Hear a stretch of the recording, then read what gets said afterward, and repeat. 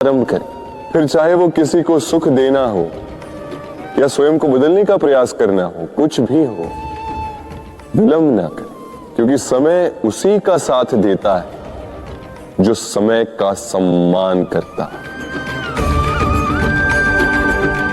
राधे राधे। मीठा पानी सबको भाता, परंतु खारा पानी किसी को नहीं भाता। अब सोचने वाली बात यह है कि मोती समुद्र की गहराइयों में ही बनता है, खारे पानी के मध्य में रहकर, हर क्षण भक्षकों से टकराकर, अपने अस्तित्व को दांव पर लगाकर ही सीप मोती प्रदान कर पाती। कभी सोचा है क्यों? क्योंकि बिना संकटों का सामना किए, बिना विषम परिस्थितियों में उलझे आपको सुख प्राप्त नहीं होगा। इसलिए निडर होकर संकटों का सामना कीजिए और मेरे साथ प्रेम से कहिए, राधे राधे। हम सब समय की महत्ता को पहचानते हैं। समय ही हमें बनाता है, समय ही हमें नष्ट कर देता है। कभी समय ठीक चलता है तो कभी बहुत ही खराब समय आता है। विचित्र बात यह है कि हम फिर भी समय को ही नष्ट करते हैं। स्मरण रखिएगा, समय केवल जाता है, कभी आता नहीं। इसलिए समय की प्रतीक्षा में समय व्यर्थ ना करें। जो भी करना है आज अभी इसी क्षण प्रारंभ करें, फिर चाहे वो किसी को सुख देना हो या स्वयं को बदलने का प्रयास करना हो, कुछ भी हो, विलंब ना करें, क्योंकि समय उसी का साथ देता है जो समय का सम्मान करता है। राधे राधे। कहते हैं सबकी सीमा होती है, कठिनाइयों की, पीड़ा की, संकट की, अंधकार की भी। यदि किसी की सीमा नहीं होती तो केवल कड़े परिश्रम की। आपने देखा तो होगा, रात कितनी भी काली हो, सितारे परिश्रम से उससे लड़ते रहते और अंत में सवेरा आ ही जाता। आंधियां पंछियों के बसेरे को तहस नहस कर देती, किंतु पंछियां अपने परिश्रम से उसे पुनः बना ही लेती, क्योंकि सीमित को असीमित से हारना पड़ता और परिश्रम असीमित। राधे राधे। बहती नदियां कितनी सुंदर होती हैं, पावन होती हैं। जहां से जाती है वहां एक नया जीवन प्रदान करती,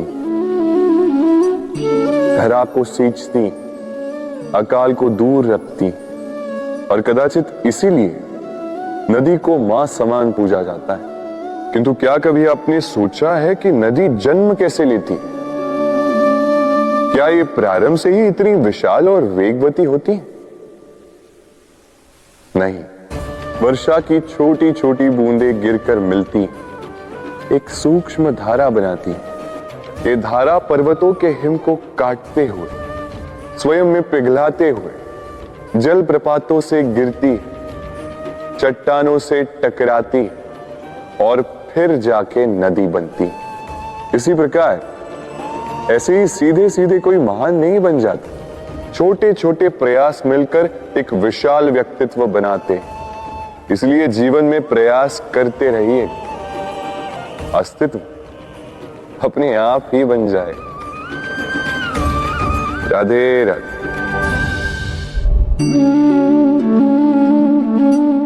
ये पुष्प देख रहे हैं आप? ये वही पुष्प है जिसका जीवन इस डाली पर आरंभ हुआ था। पहले कलिका बनकर फूटा, फिर धीरे धीरे मुख खोला, फिर अपने पंखुड़ियों का विस्तार किया, देखने वालों की आंखों में प्रशंसा देखी, मधु के लिए तितलियों को ललचाया और फिर डाली से टूटकर नीचे गिरा हुआ पाया। क्यों? नियति ने ऐसा क्यों किया? सोचिए। क्योंकि उस डाली पर टिके रहना इस पुष्प के जीवन का ध्येय कभी था ही नहीं। अब या तो ये पुष्प देवताओं के मस्तक पे सुशोभित होगा, या किसी स्त्री के आभूषण में गूंथा जाएगा, या किसी के प्रेम प्रदर्शन का माध्यम बने। देखिए, जीवन में लक्ष्य को पाना है तो यात्रा से भय नहीं होना चाहिए। अपना अस्तित्व बनाना है तो उनकी छाव से दूर जाना ही पड़ेगा जिन्होंने आपको अस्तित्व में लाया। यही जीवन की निरंतरता है। राधे राधे।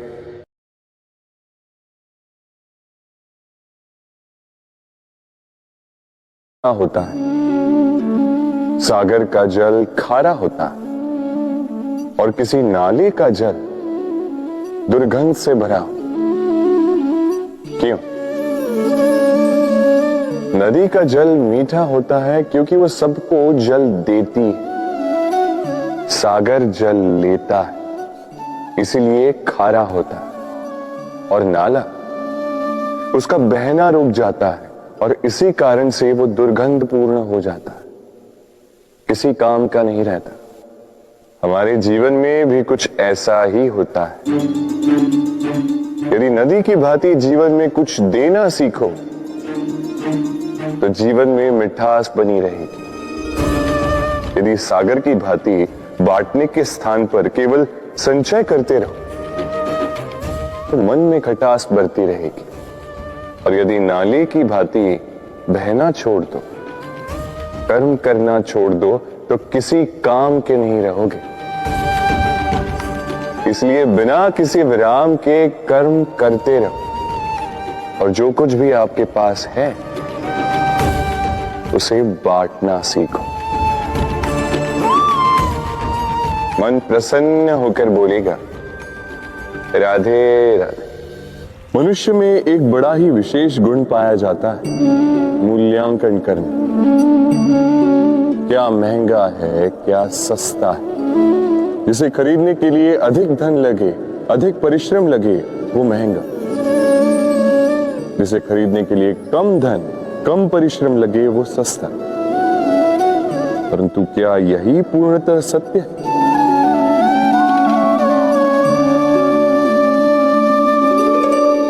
अब आपके सामने एक पात्र है जिसमें जल भरा है और एक सोने का सिक्का।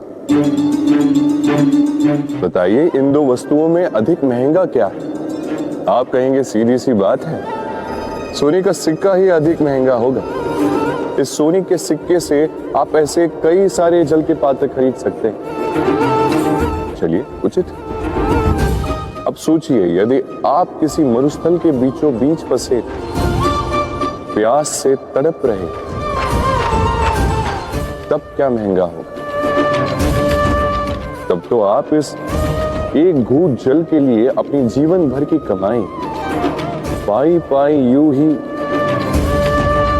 यूं ही गंवाने के लिए सज्ज हो जाएंगे। स्मरण रखिएगा,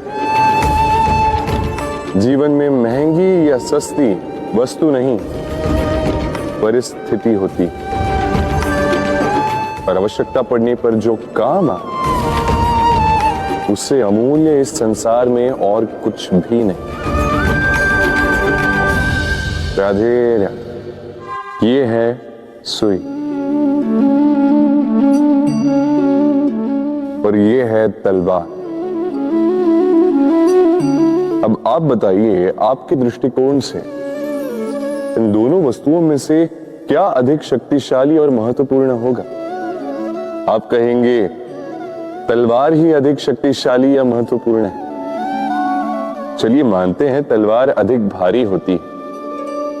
तलवार युद्ध में आपको विजय दिलाती है, शत्रु का विनाश करती है, किंतु तलवार से कभी आप आपके वस्त्र सी नहीं पाएंगे। यदि पांव में कांटा चुभ जाए तो उसे आप तलवार से नहीं निकाल सकते, आपको सुई का उपयोग करना ही होगा। अब बताइए, तलवार को पाने के पश्चात ऐसे इस प्रकार सुई को खो देना क्या उचित होगा?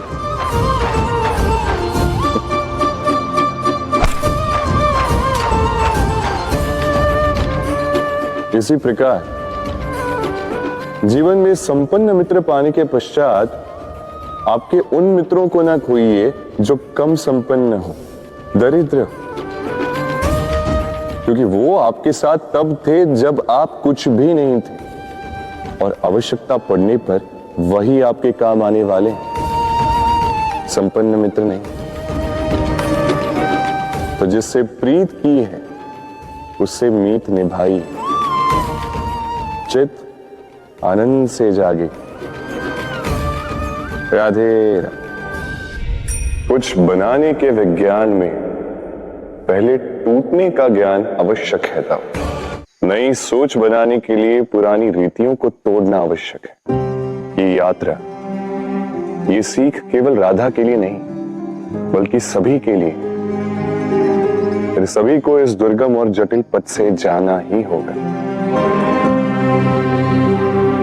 मनुष्य भावनाओं में बहकर कभी कभी ऐसे अनुचित निर्णय ले लेता है जिसके कारण वो जीवन भर पश्चाताप करता है, किंतु जब कुछ खो कर पाता है उसे वो सहेज कर रखता है। बबूल का पेड़ कितना विशाल होता है,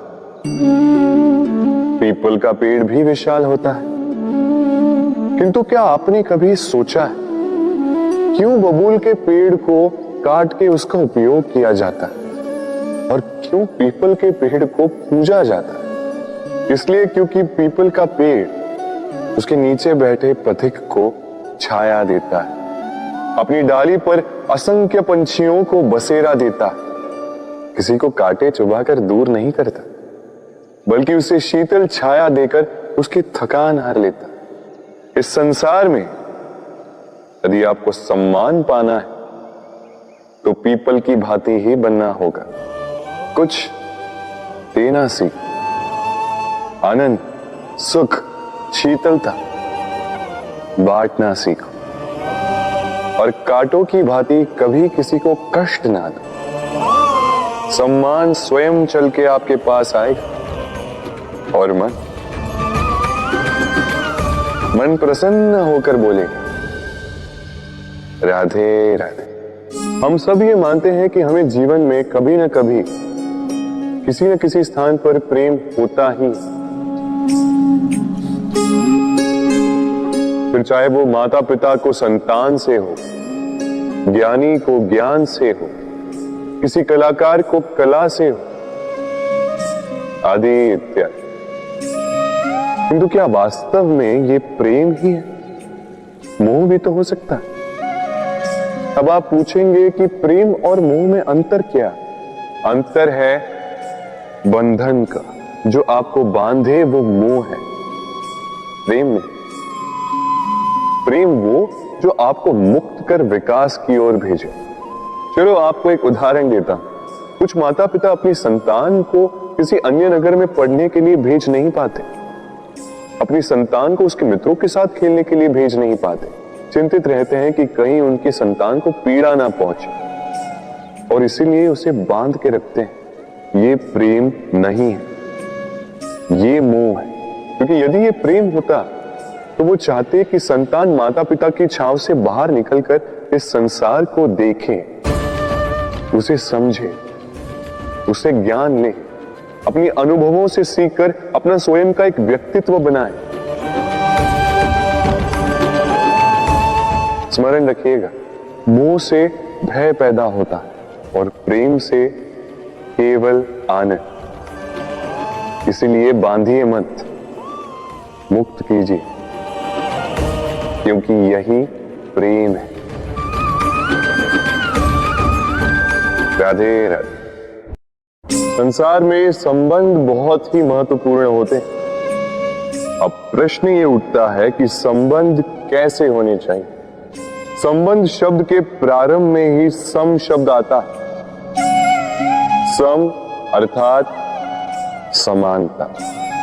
तो किसी के साथ संबंध निभाते हुए इतना मत झुकिए कि उठने के लिए किसी के सहारे की आवश्यकता पड़ जाए। स्मरण रखिएगा, जो झुकाना चाहे वो कभी संबंध निभा नहीं पाएगा। संबंध उसी के साथ जोड़ी जो आपको समान माने, आपको सम्मान दे, क्योंकि सम्मान से ही संबंध पनपेगा और बढ़ेगा। राधे राधे। कभी सोचा जब माता संतान को जन्म देती है तो क्या होता? 9 माह का गर्भ, प्रसव की तीव्र पीड़ा। कहते हैं ये पीड़ा इतनी भयंकर होती है कि मानो जैसे संतान के जन्म के साथ माता को भी एक नया जन्म मिल जाता है, और इस जन्म के साथ अंत होता है माता की पीड़ा। किंतु यदि आप दृष्टिकोण बदलकर देखें तो आप ये समझेंगे कि पीड़ा का ये अंत एक अपार आनंद का प्रारंभ है।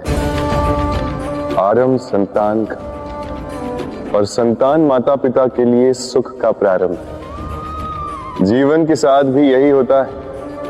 हम कभी कभी किसी संबंध या किसी स्थिति के पीड़ादायक अंत के कारण इतने विचलित हो जाते हैं कि उस आनंदमयी प्रारंभ को देख ही नहीं पाते। स्मरण रखिएगा, पीड़ा आनंद के प्रारंभ का लक्षण। राधे राधे। व्यक्ति के सर पर जब क्रोध चढ़ जाता है तो उसे सत्य और असत्य के बीच का ज्ञान नहीं होता। क्रोध उसकी दृष्टि को धुंधला कर देता है और फिर उसके पश्चात केवल माया और कपट ही उसे आगे का मार्ग दिखलाता है। अपने स्वार्थ की सिद्धि के लिए अग्नि क्या करती है? जलाती है। फिर चाहे वो लकड़ी हो, कोयला हो, वस्त्र हो, जो भी आप अग्नि में डालोगे वो भस्म हो जाएगा। किंतु सोना, यदि आप सोने को अग्नि में डालोगे तो वो कुंदन बनकर अपना अस्तित्व निखार लेता है। यदि आप लोहे को ताप दो तो वो फौलाद बन जाता है। क्यों होता है ऐसा? क्योंकि उनके भीतर की अग्नि उनको जलाने वाली अग्नि से अधिक तीक्ष्ण होती। ये अग्नि है निश्चय की, ये अग्नि है पवित्रता की। यदि आपका निश्चय दृढ़ हो, आपके विचार पावन हो, तो कुंदन बनकर निकलोगे, फौलाद बनकर निखरोगे, भीतर से बल पाओगे और कोई आपके साथ अनिष्ट नहीं कर पाएगा। राधे राधे। व्यक्ति का जीवन क्या है? अब आप कहेंगे जन्म और मृत्यु के बीच का समय। और मृत्यु कब होती है? जब व्यक्ति श्वास लेना छोड़ दे, हाथ पांव चलाना छोड़ दे, सोचना छोड़ दे। ऐसा नहीं। देखिए, जल की मृत्यु तब नहीं होती जब वो सूख जाती।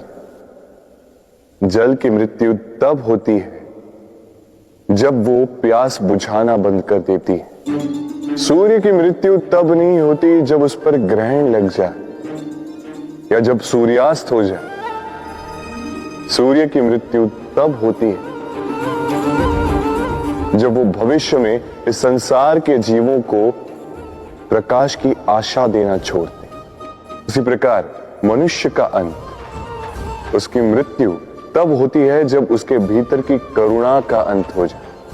करुणा वो भाव है जो मनुष्य को मनुष्य बनाए रखती है, जो एक मनुष्य को किसी और मनुष्य का कष्ट, उसकी आवश्यकता का अनुभव कराती है, जो उसे बल देती है किसी और की सहायता करने के लिए, उसे पात्र बनाती है इस सृष्टि का नियंता बनने के लिए।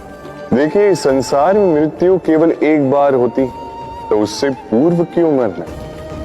इस करुणा को क्यों मारना? स्वयं को मनुष्य बनाए रखिए, मृत्यु के पश्चात भी जीवित रहेंगे। राधे राधे। नवरात्रि का पर्व आरंभ हो चुका है और ये पर्व अत्यंत भव्य है, क्योंकि ये पर्व जगत माता से जुड़ा है। मां, कितना छोटा सा शब्द है, किंतु ठीक से देखो तो समस्त संसार इसी शब्द में समा है, मां, जो अपनी संतान के लिए हर संभव प्रयास करती है, कुछ भी करने के लिए सज्ज रहती है।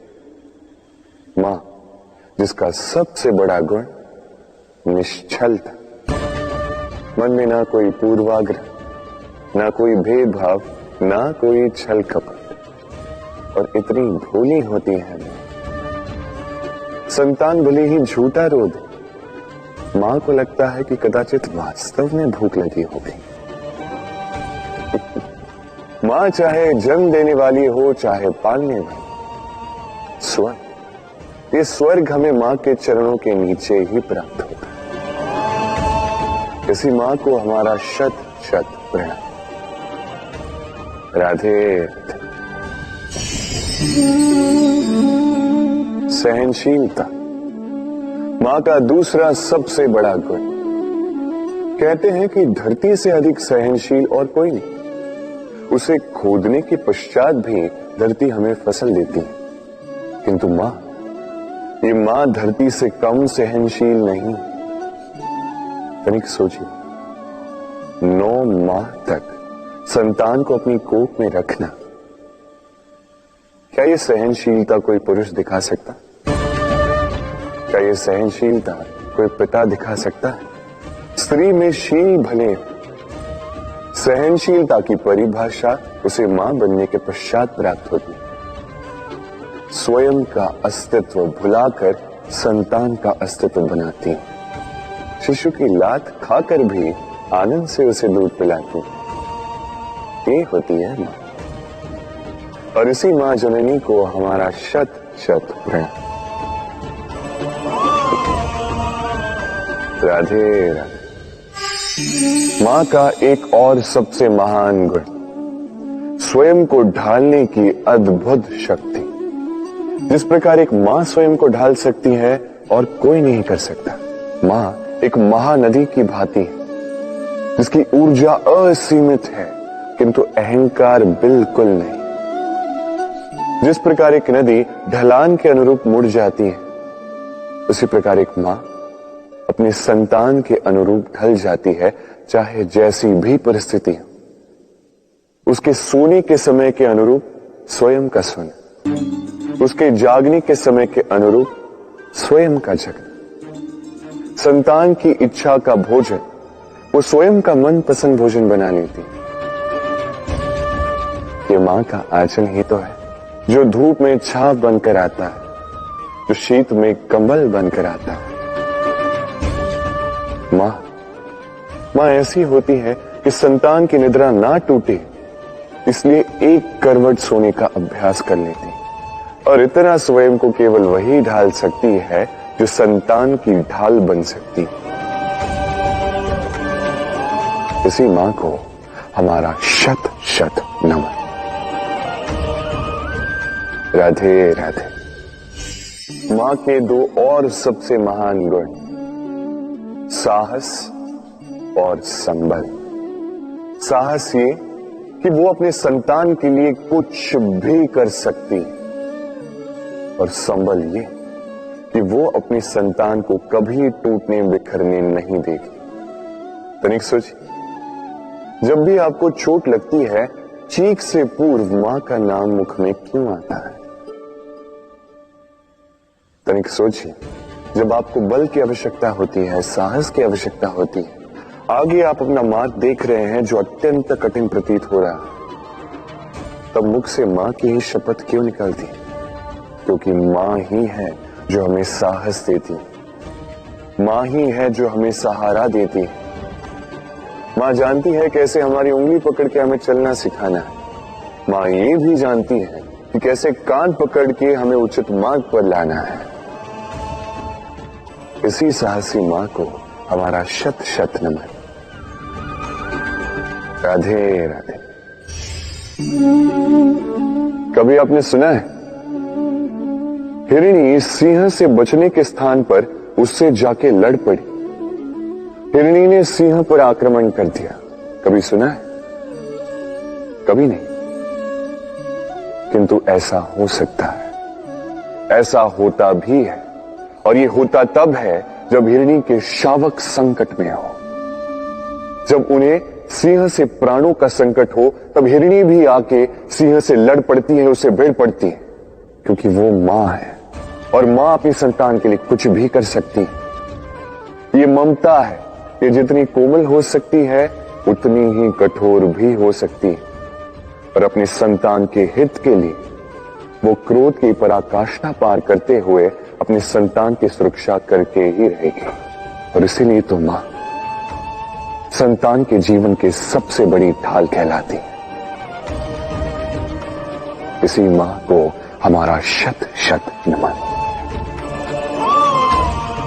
राधे राधे। करुणा वो भाव है जिससे संसार के सारे भाव जन्म लेते हैं, और ये समस्त संसार ये मां से जन्म लेता है। मां वो व्यक्ति है जो करुणा का सागर है। संतान को देखकर ही समझ जाती है कि उसकी विडंबना क्या है, उसकी आवश्यकता क्या है। संतान के नेत्रों में यदि अश्रु दिखे, वो देखकर ही समझ जाती है कि उसके शरीर के कौन से भाग में उसे चोट लगी है। संतान के बिना कहे मां समझ जाती है कि आज भोजन में संतान क्या खाएगी। ये होती है मां। मां करुणा का सबसे बड़ा रूप है। और आज के युग में मनुष्य जो है थोड़ा भी आगे क्यों ना निकल जाए, मां को तो पीछे ही छोड़ देता, मां को भूल ही जाता है। ये भूल आप कभी ना करें, कभी ना करें, क्योंकि मां वो करुणा है तो यदि आपके जीवन से चली गई उसके पश्चात आप जीवन अवश्य जिएंगे, किंतु कभी जीवन जी नहीं पाएंगे। उसके पश्चात आपके जीवन से आपका ये मूल्यांकन, आपके जीवन से करुणा का ये भाव, ये भी आप खो दोगे। आपकी मां सबसे अधिक महत्वपूर्ण है। यदि मां को खो दिया तो समझ लीजिए सब कुछ खो दिया। इसलिए मां को सदैव स्मरण रखिए, सदैव उसे प्रेम दीजिए, और मेरे साथ कहें राधे राधे। आज विजयदशमी, वो दिन है जब श्री राम ने रावण का वध किया। वो दिन है जब श्री राम ने लंका पर विजय प्राप्त की। लोग कहते हैं कि अच्छाई की बुराई पर विजय का प्रतीक है। इसे देखने का एक और रूप भी है। जी हां, ये प्रेम के विजय का भी प्रतीक है, ये परिवार के विजय का भी प्रतीक है। आपको तो ज्ञात होगा ही कि रावण महाज्ञानी था, महाशक्तिशाली था, महादेव का परम भक्त था रावण। अब जो व्यक्ति कैलाश पर्वत उठा सकता था, वो व्यक्ति स्वयं एक कटे हुए वृक्ष की भांति श्री राम के चरणों में गिरा हुआ था। क्यों? क्योंकि राम के साथ लक्ष्मण था, वही रावण के साथ विभीषण भी नहीं था। एक और परिवार में बढ़ता प्रेम था, तो दूसरी ओर परिवार में बढ़ती दरार। स्मरण रखिए, यदि संसार पर विजय प्राप्त करनी है तो सर्वप्रथम परिवार में प्रेम बनाए रखना होगा। परिवार में केवल प्रेम बढ़ाइए, द्वेष कभी नहीं। आप सदैव सुखी रहेंगे और जीवन की हर बाधा पर आप विजय प्राप्त करें। राधे राधे। देखिए, कल जो आने वाला है उसके लिए आज को व्यर्थ करना अनुचित है। हमें इस प्रकृति से यही सोच, यही सीख पानी चाहिए। आज का ये क्षण ये कल नहीं आएगा, और कल जो क्षण आने वाला है वो आज को किसी भी प्रकार से प्रभावित नहीं करता। बस इसी सीख को ध्यान में रखते हुए आप सभी निश्चिंत रहिए,